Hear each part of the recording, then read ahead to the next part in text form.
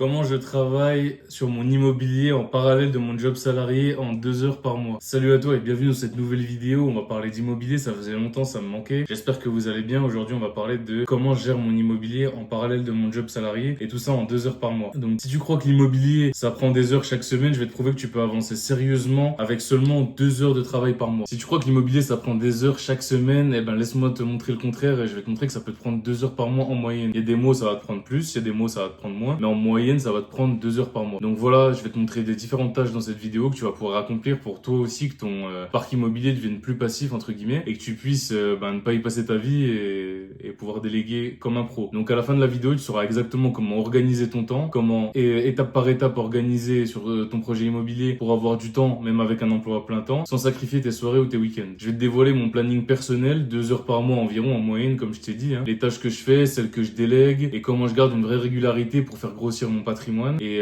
pouvoir garder une certaine passivité, une agilité en m'occupant de celui-ci. Je m'appelle Khaled, donc qui je suis pour vous dire ça, je vais me présenter, je m'appelle Khaled, j'ai 30 ans, donc j'investis dans l'immobilier locatif en longue durée depuis 2022, donc ça va faire 3 ans maintenant que j'investis dans l'immobilier locatif. Avec donc mon épouse Rim que vous avez vu sur la chaîne, vous avez déjà vu sur la chaîne, on a 5 biens immobiliers locatifs, donc voilà, 4 biens immobiliers locatifs, pardon, 3 loués en meublé, 1 loué en SCI à l'IS, qu'on gère et qu'on loue en longue durée pour que ça, pas que ça nous prenne tout notre temps. Donc voilà, il y a d'autres stratégies, la colocation, l'Airbnb, etc.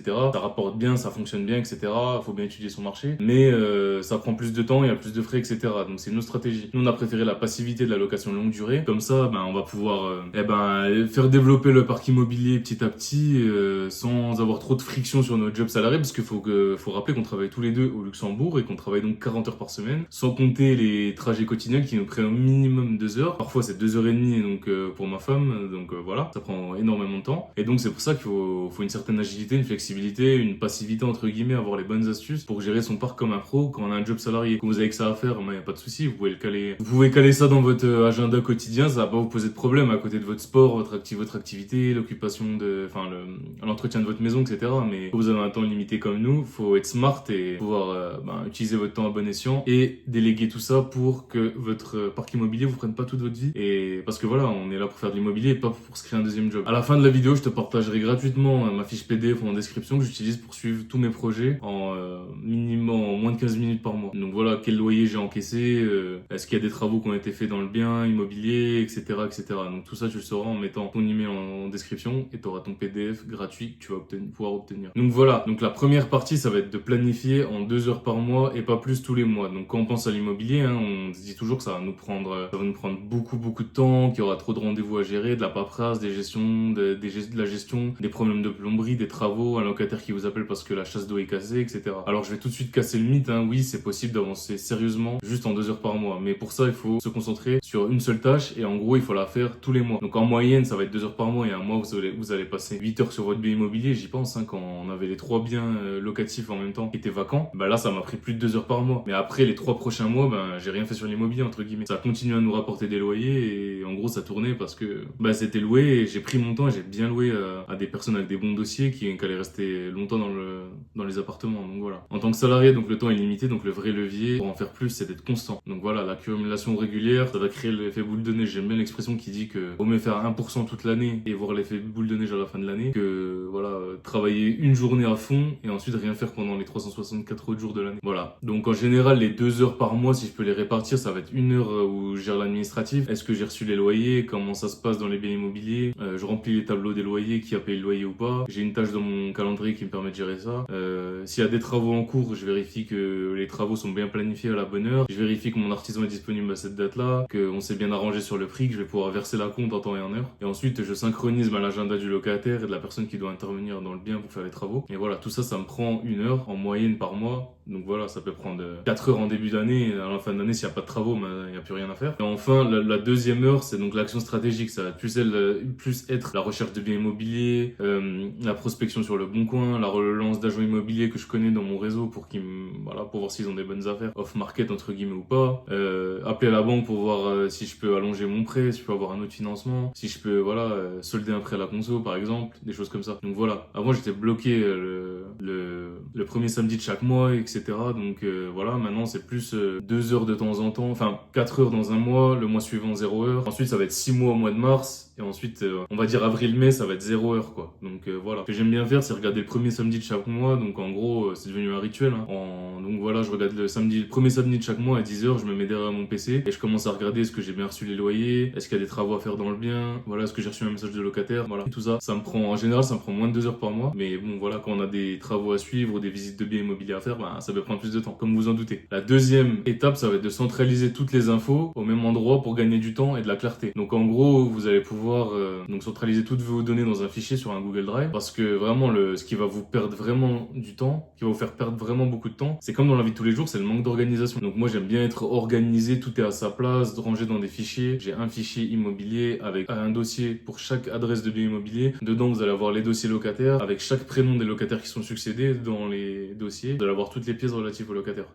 Donc voilà, les quittances de loyer, etc. Donc voilà, tout ça, ça va être important, c'est l'organisation. Donc plus tu cherches, plus tu repousses, plus tu vas passer du temps. Plus t'as tout, plus vous allez avoir tout dans un même fichier, bah plus ça va être clair et plus vous allez optimiser votre temps. Donc voilà, utilisez un tableau Excel sur Google Drive, enfin Google Sheet, c'est une Google Sheet. Et là, vous allez mettre le bien, la ville, la surface, le loyer, à quelle date vous touchez le loyer de chaque mois. Vous mettez une petite case à cocher si vous avez touché le loyer et voilà. Donc s'il y a des travaux, vous le mettez sur votre agenda. J'utilise Google Agenda. J'aime bien la suite Google, c'est user-friendly, c'est gratuit, donc n'hésitez pas, hein. Voilà. Un jour, j'ai raté de payer une assurance P&O parce que j'avais pas regroupé, que j'avais un assureur à droite, un assureur à gauche. Donc, ça m'a servi de leçon. Donc maintenant, j'ai tout dans un tableau, je regroupe tout ensemble. Donc même les assureurs, hein, l'assurance P&O, je la prends chez la même banque en général. Je la prends chez la banque pour qu'elle puisse continuer à me prêter de l'argent et que je puisse continuer à faire du business avec elle. Mais après, oui, en général, les assurances des banques, c'est un peu plus cher, mais ça vous aide à avoir des contreparties, à vous prendre des produits bancaires. Voilà, le banquier, lui, il veut gagner de l'argent. Vous voulez emprunter. En contrepartie, il faut lui donner des billes. Il faut prendre une petite assurance chez lui, une assurance vie, même si vous mettez pas grand chose. Laissez un petit pécule de 500 euros, 1000 euros dessus. Et comme ça, il va pouvoir vous emprunter pour un prochain bien locatif. Donc voilà, tout ça mis à jour, et ben ça prend 10 fois moins de temps. Au lieu de prendre 2 heures, au début, la mise en place va être un peu fastidieuse, mais après, ça va vous prendre 10 minutes dans le mois. Donc voilà, troisième partie, comment je délègue intelligemment et je batch mes tâches. Donc c'est pas parce que je gère tout seul mes biens immobiliers. Oui, j'ai 4 biens immobiliers que je gère tout seul, j'ai pas d'agence, j'ai pas de gestionnaire, je gère ça tout seul depuis le début, depuis 2022, et je dors sur mes 2 oreilles. Donc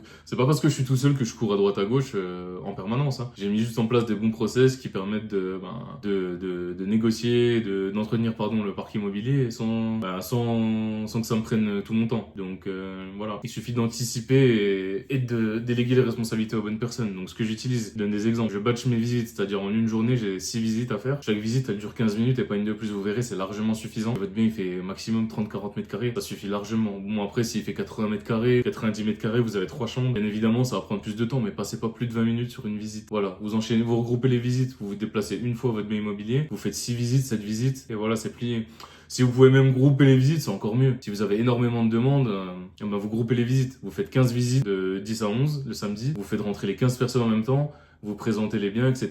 Après, vous allez voir chaque personne. Est-ce que vous avez des questions? Vous ramassez les dossiers par mail et voilà, vous leur dites que vous leur donnez une réponse sous 48 heures et ça marche bien. La deuxième solution, c'est en cas de souci dans l'appartement, s'il y a un problème de plomberie, une fuite, etc. Je demande au locataire de faire toujours 1 ou 2 devis, de préférence 2 devis, voire 3, parce que voilà, les prix varient du simple au double. Ensuite, ce que je fais, je valide le prix. Une fois que le prix est bon, c'est le locataire qui gère les travaux et je lui déduis le prix du travaux du prochain loyer. Comme ça, il n'y a pas de virement à faire d'un sens ou de l'autre. Lui, il a un loyer amoindri, le bien est réparé, tout le monde est content. Moi, j'ai pas eu à me déplacer. Ça m'est déjà arrivé, un coup j'étais en voyage en Malaisie avec mon épouse, hein, on était à l'autre bout de la planète et j'étais en train de dormir, les travaux étaient faits dans mon appartement et voilà, le problème était réglé. Alors que j'avais 6 heures de décalage sur la France, quoi. Donc ça c'est vraiment super. Je dis pas que c'est la méthode la plus économique, mais en termes de temps, c'est vraiment une pépite. Un autre exemple, c'est qu'en été, par exemple, si j'ai des locataires étudiants, hein, que je loue dans des villes étudiantes, et ben, si jamais ils veulent partir du bien, en général, un étudiant il finit en mai l'année. S'ils veulent partir fin mai pour retrouver un autre appartement en septembre, moi j'ai pas envie de perdre le client. Donc ce que je fais, c'est que je fais une ristourne sur juin, juillet, août. Je fais un loyer équivalent aux APL ou je divise le loyer par 2. À vous de voir, hein, vous pouvez baisser de 40%, 50% de loyer. Comme ça,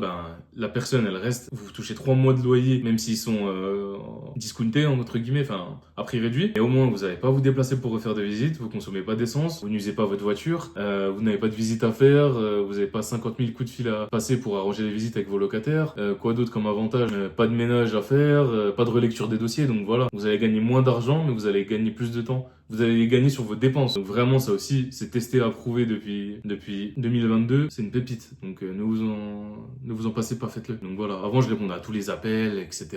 Voilà, je répondais à tous les appels un par un. J'ai compris que depuis, en fait, c'était toujours les mêmes questions qui revenaient. Donc ce que j'ai fait, c'est que pareil, j'ai des templates, j'ai des SMS qui sont prêts dans mon Google Drive. Je les prends, je les copie-colle, je change. Et voilà, je donne des réponses génériques. Comme ça, j'ai pas à réfléchir, salut, etc. Voilà, l'appartement tel, il est à telle date, etc. Il y a tout dans l'annonce, il y a tout dans les photos. Dans mon SMS type, il y a toutes les caractéristiques. Si le bien, je suis sûr que la personne est OK pour le bien, il lui plaît, seulement j'organise une visite. Et comme ça, je réponds pas plusieurs fois aux mêmes questions. Donc voilà, c'est ce qui me permet d'avoir un parc qui tourne sans trop de turnover, sans que je me déplace, etc. La quatrième solution, c'est le quatrième axe de cette vidéo, c'est un seul objectif par mois. La meilleure arme contre l'éparpillement. Donc définissez-vous un seul objectif par mois, ne vous éparpillez pas, parce que sinon, l'erreur de débutant, c'est que vous allez vouloir tout faire. Vous allez vouloir tout faire de A à Z, vous allez prendre des tâches, vous allez vous retrouver avec une to-do list de 10 choses à faire, et au final, ça ne va pas avancer, parce que vous êtes partout, que quand vous êtes partout, vous êtes nulle part. Comme je dis au travail, si tout est urgent, il n'y a pas d'urgence, il n'y a pas de priorisation. Donc priorisez bien vos tâches, chassez un seul lièvre à la fois, et vous allez voir que tout va se goupiller. Donc voilà, faites la tâche numéro 1, abattez-la, ensuite passez à la suite. Faites la tâche 2, abattez-la, passez à la suite. Et ensuite, vous verrez, avec l'habitude, ça va aller de plus en plus vite. Donc voilà, un exemple concret. Par exemple, le mois 1, passez-le à vous former. Regardez des vidéos YouTube comme celle-là, abonnez-vous d'ailleurs. Si vous n'êtes pas abonné, parce qu'il y en a plein d'entre vous qui regardent les vidéos, qui s'abonnent pas, abonnez-vous, c'est gratuit, activez la cloche. On va vous délivrer de la valeur sur l'immobilier, on le fait, voilà, ça fait 10 mois qu'on est là, qu'on vous fait des vidéos presque tous les jours, hein. Donc voilà, en ce moment on a un peu plus du mal, je m'excuse, mais on fait un max pour vous dévoiler de la valeur, donc vous délivrer de la valeur, pardon. Donc abonnez-vous, c'est gratuit, hein. Et téléchargez l'ebook en description également, c'est totalement gratuit. Donc voilà, mois 1, formez-vous, regardez des vidéos YouTube, formez-vous, lisez des livres, essayez de comprendre la fiscalité, notamment en loueur meublé professionnel, qui est la meilleure niche en nom propre, toujours en 2025. Oui, je sais, il y a la réforme fiscale, ils ont réintégré l'amortissement dans le calcul de la plus-value, donc quand vous revendez un bien, ce que vous avez amorti, ça revient aussi avec la plus-value, vous allez payer des taxes dessus, mais c'est pas grave, c'est quand même rentable. Voilà, ça reste rentable. Donc faites-le, c'est bien pour démarrer. Et ensuite, quand vous allez être confirmé, passez en société. Voilà, ça c'est pour la petite parenthèse. Sur le mois 1. Le mois 2, vous allez analyser des biens, mettez une recherche Le Bon Coin, analysez tous les mois, enfin tous les jours. Pendant 15 minutes, vous analysez les biens qui sortent. Dès qu'il y a quelque chose d'intéressant, vous regardez les caractéristiques, vous appelez pour une visite. Ensuite, le troisième mois, vous allez faire des visites ciblées, faites 5 visites par exemple. Le mois 2, vous allez trouver 10 biens. Le mois 3, faites 5 visites. 5 visites. Comme ça, vous avez bien filtré, vous n'allez pas visiter toute la ville pour rien. Et enfin, le mois 4, concentrez-vous sur le financement. Donc voilà, faites ça petit à petit dans l'acquisition. Et dans la gestion, dans la gestion, vous n'allez pas trop choisir quoi faire à quel moment. Mais si vous vous concentrez, si vous répartissez le premier samedi de chaque mois, comme je vous ai dit, 1 heure de temps, 2 heures de temps, en général, ça se passe bien. Donc voilà. Donc moi, mon histoire, par exemple personnelle, c'est que j'ai pris 1 mois à apprendre comment calculer la rentabilité nette, fiscalité, etc., les charges. J'ai fait des petites études de code, des petites fonctions. Demandez à ChatGPT. Vous dites voilà, j'ai un bien à 100 000 euros, je loue à 500 euros par mois, combien de fiscalité je vais payer, combien de charges je vais payer, combien je peux amortir, etc. Faites-lui faire des petits exercices et comme ça vous allez pouvoir refaire les exercices à la maison et vous allez comprendre. Ensuite, le mois suivant, moi j'ai trouvé une annonce en 5 minutes, j'ai regardé tous les matins, j'ai trouvé une annonce intéressante, je suis allé faire des visites, ensuite j'ai fait une offre 2 jours plus tard et ainsi de suite. Donc voilà, step by step. Donc voilà, c'est tout pour cette vidéo sur les astuces qui expliquent comment je travaille et j'arrive à gérer mon parc immobilier en moins de 2 heures par mois. Donc comment j'arrive à gérer mon parc immobilier à côté de mon job salarié. Et donc pour ça, je fais de la location longue durée automatisée avec les process que je vous ai dit. Donc voilà, si t'es intéressé par te former pour l'immobilier gratuitement, télécharge ton ebook en description, c'est totalement gratuit. Et n'hésite pas à le lire, tu vas prendre des pépites et les bases de l'immobilier à l'intérieur. Voilà, c'était Khaled pour cette vidéo. Ciao, portez-vous bien.